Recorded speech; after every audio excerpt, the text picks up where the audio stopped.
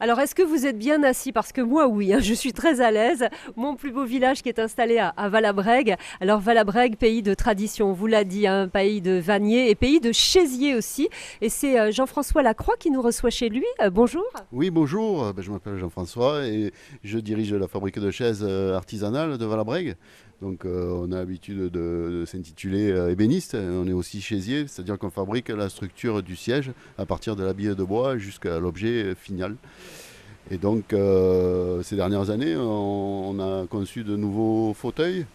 euh, Grâce à des nouvelles demandes, des gens qui sont venus nous voir du village, qui se sont implantés à Valabrègue, notamment un Anglais qui est venu nous voir un jour en nous demandant un siège pour mettre autour de sa piscine sous un abri.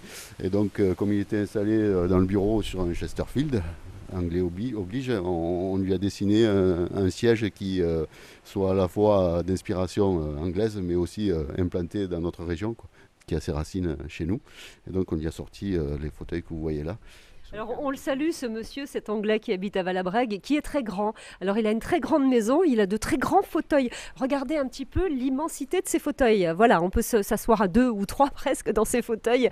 Alors, c'est bien parce que c'est la tradition, mais remise au goût du jour. Voilà, c'est toujours ancré dans nos racines, hein, le siège provençal, d'inspiration cévenole aussi, hein, quelquefois, mais on dérive aussi sur des sièges beaucoup plus contemporains, avec des formes plus contemporaines aussi, et on lui a proposé ce style de siège qui lui a tout à fait convenu. Oui. C'est ça, en fait, vous êtes obligé aussi de vous adapter avec l'époque d'aujourd'hui. Voilà, c'est-à-dire que la génération précédente se contentait d'avoir une douzaine de modèles à peu près, et on se transmettait les sièges d'une génération à une autre. Aujourd'hui, c'est plus tout à fait le cas. Il faut se remettre au goût du jour sans cesse, se renouveler, et donc ça nous permet de refaire des nouveautés à peu près 2 fois par an. On refait des collections et on prépare des ambiances différentes autour de sièges. C'est pour ça qu'on peut décliner différents petits meubles comme les tables et des petits objets qui vont autour du siège. Oui, parce qu'on est loin de la chaise en paille traditionnelle toute simple. Voilà, on a cette image aussi, hein, parce qu'on est ancré dans le village de Valabrègue, et à Valabrègue c'est la paille et l'osier, et donc on vient de là et on ne l'oublie pas, puisque toutes nos créations d'aujourd'hui ont toujours un petit côté provençal et cévenol aussi, hein. Et donc on décline toutes ces chaises-là au goût du jour, et on remet au goût du jour des choses plus anciennes. Alors quand je parle de tradition chez vous, Jean-François Lacroix, c'est 5 générations d'ébénistes, 1856 le début, c'est ça? Oui, oui, oui, on peut dater ça au milieu du 19e siècle, puisqu'on a toujours les éléments qui nous permettent de dater ça. C'est l'arrière-grand-père qui a posé les pieds par ici. Et après, ça s'est transmis souvent, c'était les femmes qui reprenaient le flambeau, puisque il y a une grosse partie de l'activité qui est faite par des rempailleuses de chaises, et donc qui étaient féminins. Et donc, jusqu'à les 3 dernières générations, c'était souvent les filles qui se transmettaient le savoir-faire. Et ça fait trois générations que c'est les Lacroix qui ont repris l'activité principale. Les femmes, c'était plus pour les chaises, c'était pas pour la vannerie? C'était non, la vannerie, c'est assez dur à travailler, donc c'était souvent masculin, c'est les hommes, et les chaises, les rempailleuses de chaises, ça travaille de la paille, et c'est plus souple à travailler, c'est plutôt féminin. C'est surtout les femmes qui travaillaient chez elles dans le village. Et donc nous, on s'occupait de la structure, donc c'était les hommes, et par contre c'est le travail manuel est délégué à des femmes qui travaillent chez elles. Et Jean-François, la bâtisse, là où on est, c'est quoi? C'était la bâtisse de la famille? La famille, la tradition, les générations d'avant étaient là aussi? Oui, oui, oui. Depuis le milieu du 19e, on est implanté au même endroit. Et donc, l'atelier, la première atelier, c'est ce que vous voyez derrière, c'est l'endroit où on expose les chaises actuellement. C'était les premiers ateliers. Et puis, depuis, on les a déclinés, on les a poussés derrière, mais on est toujours au même endroit, quoi. C'est très joli cet endroit, hein.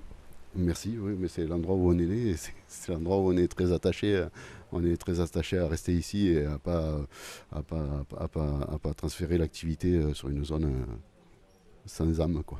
Oui, parce que vous êtes dans le village, mais un petit peu en dehors et au calme. Vous êtes très au calme, c'est ça? Oui, bah, Valabrègue, c'est un village quand même qui est particulièrement calme. Et puis l'activité fait aussi qu'on avait besoin historiquement d'être dans le village, puisqu'on faisait partie d'un échange entre les gens qui travaillaient dans le village et les gens qui travaillaient à demeure à la fabrique sur place. Donc on était carrément obligés de faire partie des meubles, quoi. Les anciens me disaient, me racontaient des souvenirs et me disaient qu'avant, ça sentait l'osier dans le village de Valabrègue. C'est vrai, il y avait cette odeur? Oui, oui, bien sûr. Et puis si vous venez visiter l'atelier, vous allez voir qu'elle a une odeur aussi, hein, l'odeur du bois. Et toutes les activités ramènent l'odeur d'origine de la matière première que l'on travaille. Elle arrive d'où votre matière première à vous? Alors moi j'ai tissé des liens avec la Siricorne qui est dans le Jura, à côté de Besançon, et ils nous scient le bois 3 à 4 ans à l'avance, ils le stockent chez eux, parce qu'ici le climat fait qu'on ne peut pas le garder très longtemps, parce qu'il y a des différences d'hygrométrie très importantes. Et donc on a un stock tampon d'un semi-remorque que l'on travaille ici à volonté, quoi. On démarre le travail du plot de bois. Dites-moi, Jean-François, il y en a encore beaucoup des chaisiers en France? Je pense qu'il doit y rester une dizaine de chaisiers de notre taille à nous, hein. Après, il y a peut-être des gros industriels. Mais souvent, on a des échanges. Il m'arrive de travailler pour d'autres chaisiers, mais ils sont installés soit dans la Somme, soit au Pays Basque ou dans les Landes. C'est souvent on retrouve souvent des chaisiers dans les milieux humides. Comme ici, la Camargue, on retrouve ça dans la Somme et dans le milieu humide des Landes aussi. Est-ce que c'est un métier qui a encore de l'avenir? Ben, j'espère qu'il en a encore un petit peu parce qu'on a su s'adapter aux nouvelles techniques de travail. Aujourd'hui, on a à l'atelier des robots qui travaillent sur 5 axes. On a intégré de nouvelles façon de faire, hein, des cintrages différents. On travaille avec du multipli et des choses qui nous permettent d'évoluer et de ne pas rester sur notre image de chaise d'antan. Oui, parce que les chaises, on en trouve partout dans la grande distribution aujourd'hui. Oui, on retrouve souvent des chaises qui viennent du nord de l'Europe et qui sont stéréotypées. Ah oui, ils sont très forts ces gens-là, de là-haut là. Oui. Oui, il y a une grosse influence qui vient de là-haut et donc il nous arrive aussi de contre-attaquer. Et donc cet été, on a fait un restaurant magnifique au Danemark. Et donc le rendu était pas mal, je trouve. Et vous avez justement des gens qui viennent en vacances ici et qui vous découvrent, des étrangers qui viennent d'ailleurs? Ah oui, on travaille avec des gens de passage, des touristes, mais aussi des antiquaires, des Américains antiquaires qui ont du mal à trouver des sièges de qualité et en bon état. Ils achètent des tables et du mobilier, mais ils ont du mal à trouver le siège qui leur correspond. Et donc on a un petit marché là-dessus aussi. Oui, mais là c'est plus de l'antiquité, puisque c'est neuf. Ah non, après là c'est du neuf, hein, mais les Américains sont déjà assez procéduriers, et donc il leur faut du matériel qui tienne le coup et qui ressemble à quelque chose. Donc ils viennent nous voir. Jean-François, vous m'avez pas dit combien de personnes travaillent ici? Actuellement, on est 5 et on a un jeune apprenti aussi qui passe son bac, son BTM en fait, pour devenir ébéniste. Et donc, on essaye de lui transmettre notre savoir-faire par ce biais-là. Ah mais c'est bien parce qu'à Valabrègue on transmet son savoir-faire. Vous c'est ça, on a parlé avec monsieur le maire du boucher qui va transmettre la recette du saucisson de Valabrègue.